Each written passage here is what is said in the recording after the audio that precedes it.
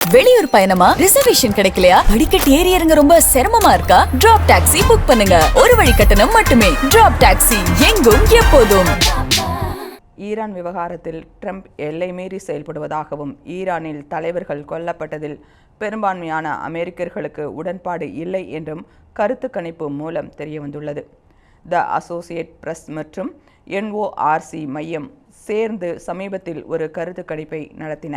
அதன்படி ஈரான் மீதான அமெரிக்காவின் இராணுவ நடவடிக்கை எல்லை மீறி சென்றதாகவும் மேற்காசியாவில் அதிக இராணுவத்தை அனுப்புவதில் தங்களுக்கு உடன்பாடு இல்லை என்றும் 59% அமெரிக்கர்கள் தெரிவித்துள்ளனர். கருத்து கணிப்பில் பங்கேற்ற அமெரிக்கர்களில் 45% அடுத்த சில மாதங்களுக்கு எரிவாயு கிடைக்குமா என்பது குறித்து கவலையில் இருப்பதாக தெரிவித்துள்ளனர். ட்ரம்ப் சார்ந்திருக்கும் குடியரசுக் கட்சியின் ஆதரவாளர்களில் 10இல் 3 பேரும் ஜனநாயக கட்சிக்கு ஆதரவாக இருப்பவர்களில் 10இல் 6 பேரும் அதே கருத்தை வெளிப்படுத்தியுள்ளனர். கருத்து கணிப்பில் பங்கேற்ற சுமார் 50% பேர் ட்ரம்பின் முடிவுக்கு திறன் மீது அதிருப்தியை வெளிப்படுத்தியுள்ளனர்.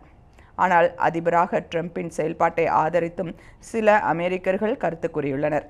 அமெரிக்காவில் தலைமை பொறுப்பில் இருப்பவர்களுக்கு அப்ரூவல் ரேட்டிங் என்ற நடைமுறை பின்பற்றப்பட்டு வருகிறது. அதாவது அமெரிக்க அதிபர் மீது மக்கள் கொண்டுள்ள ஆதரவை அந்த விகிதம் வெளிப்படுத்துகிறது.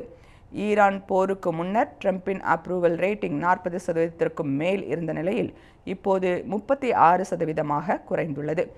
அமெரிக்காவில் இந்த ஆண்டு நவம்பர் 3ஆம் தேதி மிட்டம் எலெக்ஷன் எனப்படும் இடைக்கால தேர்தல் நடக்கிறது. அமெரிக்க அதிபரின் செயல்பாட்டை மதிப்பிடுவதற்கு முக்கிய அளவுகோலாக இடைக்கால தேர்தல் பார்க்கப்படுகிறது. இந்நிலையில் ஈரான் போரால் அதிபர் ட்ரம்ப் மீது அமெரிக்கர்கள் அதிருப்தியில் இருப்பது கவனம் பெற்றுள்ளது.